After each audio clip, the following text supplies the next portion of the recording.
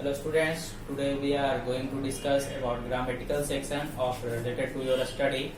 A story like your story is that the eyes have it. I think आप लोग को याद होगा, मैंने पढ़ाया था पिछले लेक्चर में the eyes have it. तो the eyes have it का जो हम लोग क्वेश्चन आंसर कर चुके थे और स्टोरी भी मैंने पढ़ा चुका हूँ आपको. अब उससे जो रिलेटेड ग्रामेटिकल सेक्शन है उसको आज हम लोग कवर करेंगे. दैट मीन्स आज मैं उसका सिर्फ ओवरव्यू आपको दे देता हूँ, उसके बाद फिर आप लोग बनाओगे उसे और नेक्स्ट लेक्चर में भी उसका आंसर प्रोवाइड कर दिया जाएगा. तो ओवरव्यू ले लो एक बार, मैं समझा देता हूँ कैसे बनाना है, क्या करना है. Let us start. इससे आप देख रहे हो फ्रेजल वर्ब विद बुल. देखो फ्रेजल वर्ब क्या होता है ना, फ्रेजल वर्ब का पहले डेफिनेशन जान लो.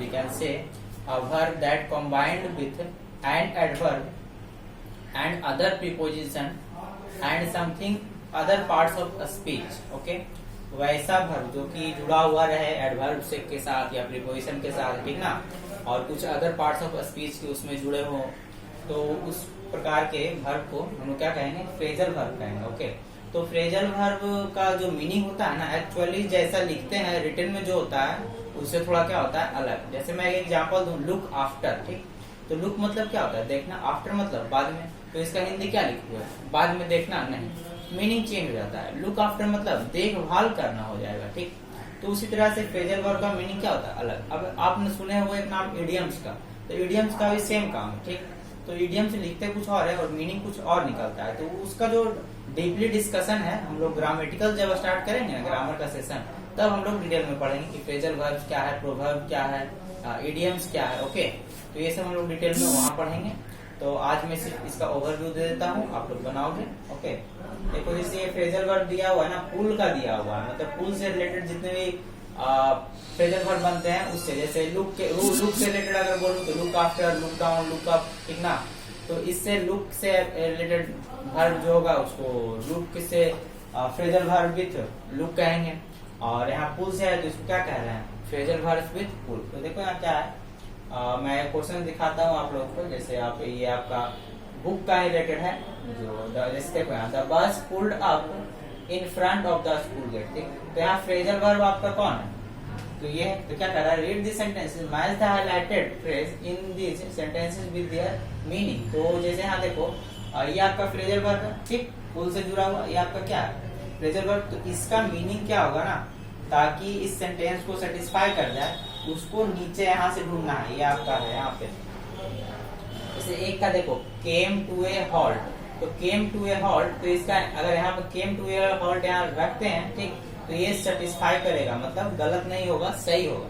तो the bus came to a halt in front of the school gate. ठीक, तो पुल्ड अप मतलब जनरल होता है, मतलब खींचना. पुल मतलब क्या होता है, पहले खींचना, और अप मतलब ऊपर. ठीक, तो ऊपर की ओर खींचना. इसका ये मीनिंग नहीं निकलेगा कि ऊपर की ओर खींचना. इसका मीनिंग क्या निकल रहा है, मतलब आया, बस कहाँ पे आया, came to a halt in front of the school, school के सामने गेट पर बस आया, आने के सेंस में आ रहा है. ठीक, उसी तरह से देखो द ट्रेन पुल्ड इन, यहाँ भी हो रहा है क्या, आके खड़ा हुआ वहां पर. ठीक ना, जैसे स्टेशन पे आके कोई चीज खड़ा होना, तो ट्रेन कहाँ आएगा, स्टेशन पे ही ना.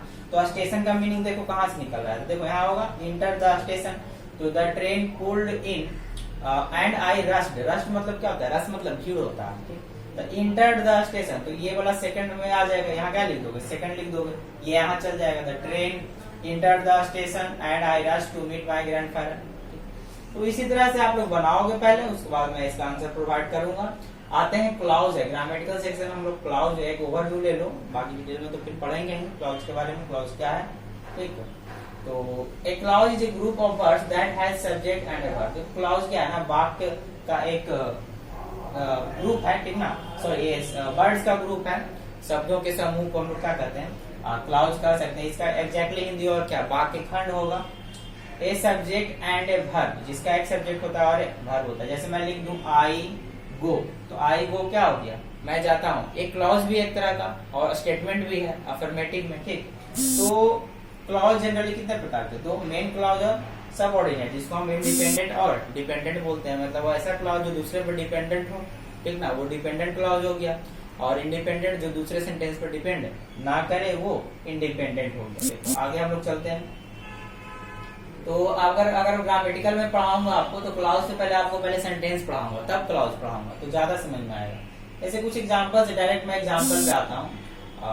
जैसे देखो, as I was totally blind at that time. देखो मैं यहाँ एज लगा हुआ, एज एन लगा हुआ, तो एज, अब देखो कंसेप्ट समझो, रट्टा मारने की जरूरत नहीं है। कितना लोग रट्टा मारते हैं कि अच्छा एज है तो डिपेंडेंट होगा, एज नहीं है तो इंडिपेंडेंट होगा, ठीक है, एज एज है तो डिपेंडेंट होगा। इस तरह से रट्टा नहीं मारना, ठीक। तो कंसेप्ट को समझना है कि कैसे हम लोग पकड़ सकते हैं डिपेंडेंट और इंडिपेंडेंट। देखो यहाँ देखो क्या लिखा हुआ, अगर मैं इसको छिपा देता हूँ, I was totally blind at that time, full stop, तो ये क्या बन जाएगा, डिपेंडेंट क्लॉज बनेगा, इंडिपेंडेंट क्लॉज। तो अगर मैं एज को छिपा देता हूँ तो इंडिपेंडेंट क्लॉज बन जाएगा, अगर एज दिखा रहा हूँ तो क्या बन जाएगा, डिपेंडेंट क्लॉज। मतलब इसके आगे कोई सेंटेंस रहना चाहिए था, ठीक ना। ये डिपेंडेंट है किसी पर, आगे कुछ ना कुछ रहेगा तब ये इंडिपेंडेंट बन जाएगा। अगर इसको छिपा देता हूँ तो क्या बन जाएगा, इंडिपेंडेंट बन जाएगा। तो कंसेप्ट पकड़ लिया, रट्टा नहीं मारना है। उसी तरह से यहाँ देखो, परहैप्स आई नेवर वुड, उस तरह से इस परहैप्स वर्ड आता हूँ मैं, ठीक, आई नेवर वुड, ठीक। तो इसका भी एक कुछ ना कुछ मीनिंग निकल रहा है, लेकिन यहाँ क्या हो रहा है, छिप रहा है कुछ, तो ये डिपेंडेंट क्लॉज ही रहेगा छिपाने के बाद भी। अब और देखो एक इंडिपेंडेंट का देता हूँ एग्जाम्पल, जैसे यहाँ आ जाओ, सी वाज साइलेंट, वह शांत थी, तो यह डिपेंडेंट है या इंडिपेंडेंट है, जो बताओ। तो ये क्या है, इंडिपेंडेंट। इसके आगे कोई सेंटेंस आने का जरूरत है क्या, नहीं, इसके बाद भी नहीं है, फुल स्टॉप दे देंगे, काम हमारा चल जाएगा। तो 5 का क्या हो जाएगा, इंडिपेंडेंट क्लॉज, ठीक, किसी पे निर्भर नहीं है, स्वतंत्र है। तो आप बनाओगे, रट्टा नहीं मारना है, कॉन्सेप्ट समझिए जैसे मैं अभी समझाया, और डिटेल में जाऊंगा तो समझाऊंगा। आते हैं इसी में कंजंक्शन है। तो conjunction there are generally 2 types, coordinating conjunction and subordinating conjunction, ठीक। अब कंजंक्शन कहते हैं किसको है, अगर सिंपल लैंग्वेज में बोला जाए कंजंक्शन, ठीक, मतलब कनेक्ट करना, किसी को जोड़ना, किसी को किसी से जोड़ना। वैसा फ्रेज या वर्ड या कोई पार्ट्स ऑफ सेंटेंस जो अदर सेंटेंसेस को जोड़ने का काम करे उसे कंजंक्शन कहेंगे, ठीक। Conjunction help us to connect 2 or more words, phrase और पार्ट्स ऑफ सेंटेंस। मतलब वर्ड को जोड़ने का काम करता है, फ्रेज को जोड़ने का काम करता है, और पार्ट्स ऑफ सेंटेंस को जोड़ने का काम करता है। जैसे देखो मैं एग्जांपल देता हूँ, और जैसे कोऑर्डिनेटिंग कंजंक्शन देखो क्या, coordinating conjunction there are 3 types of conjunction, सब कोऑर्डिनेटिंग कंजंक्शन, सबऑर्डिनेटिंग, और एक और होता है वो नीचे लिखा हुआ है कोरिलेटिव कंजंक्शन, ठीक। ये आपका मॉडर्न जो ग्रामर आया है उसमें, लेकिन आप पहले वाले ग्रामर पढ़ोगे तो इसी को 2 भागों में ही बांटा है, लेकिन इसका मीनिंग कुछ इसमें मिलेगा, क्योंकि कोरिलेटिव का इसी में डाल दिया गया है, सबऑर्डिनेटिंग में ही डाल दिया गया है। कंजंक्शन आए ना 3 टाइप्स का, इस कोऑर्डिनेटिंग में देखो, they are for and nor but yet and so, you can remember them by the acronym. अब देखो एक्रोनिम क्या होता है, एक्रोनिम वो मैं डिटेल में बताऊंगा। जैसे यहाँ देखो, फैन बॉयज, फैन अलग है, बॉयज अलग है, दोनों को जोड़ दिए क्या बन गया, एक्रोनिम। एक्रोनिम जैसे देखो एग्जांपल देता हूँ, इजी एग्जांपल देता हूँ। जैसे तुम लोग पढ़ोगे AIDS, तो AIDS इसको एक्रोनिम में करें क्या क्या पढ़ेंगे, एड्स पढ़ेंगे, मतलब है शॉर्ट फॉर्म, लेकिन पढ़ेंगे क्या, एक्रोनिम में एड्स पढ़ा जाएगा। दूसरा से फैन बॉयज, ठीक है, तो ऐसा कुछ है, ठीक ना। जैसे एड्स पढ़ेंगे तो एक्रोनिम हो गया, मतलब शॉर्ट फॉर्म के छोटे फॉर्म को एक नाम दे देते हैं हम लोग, वही एक्रोनिम हो गया। और देखो यहाँ क्या है, coordinating conjunction join 2 main independent clause, जो 2 इंडिपेंडेंट क्लॉज को जोड़ता है उसे हम लोग कोऑर्डिनेटिंग कंजंक्शन कहते हैं। सबऑर्डिनेटिंग कंजंक्शन इंट्रोड्यूस सबऑर्डिनेट और डिपेंडेंट क्लॉज बिकॉज ऑफ, वैसा सेंटेंस जो because of, before, after, as, since, although, unless, until, when, where as, ये सब से जुड़ा हो उसे हम लोग सबऑर्डिनेटिंग कंजंक्शन कहेंगे। डिटेल में मैं बताऊंगा, ठीक है, क्योंकि अभी ग्रामर स्टार्ट करूंगा तो ये पीछे रह जाएगा, अभी तो चैप्टर खत्म करना है। Note the use of coordinating and subordinating conjunction in this sentences from the story. देखो क्या कह रहा है, I moved easily along the berth and felt for the window edge। तो यहाँ एंड क्या हो गया, कंजंक्शन का काम कर रहा है। She had beautiful eyes but they were no use of them। यहाँ कंजंक्शन क्या है, but। ठीक है, चलते हैं अब हम लोग क्वेश्चन की तरफ। एक और है उसको मैं पढ़ देता हूँ। जैसे कोरिलेटिव कंजंक्शन जो है ना, आइदर और, neither, nor, both and, not only, but also, ये सब रहेगा ना जुड़ा हुआ, तो ये कोरिलेटिव कंजंक्शन, ठीक। और देख अब यहाँ से हम लोग देखते हैं, complete the sentence with conjunction from the boxes. जैसे यहाँ देखो, I'd love to play for some more time, I have to text my boss। जो क्या कर रहा है ना, एक यहाँ कॉन्ट्रास्ट आ रहा है, इधर पॉजिटिव फीलिंग आ रहा है, इधर नेगेटिव फीलिंग आ रहा है, ठीक।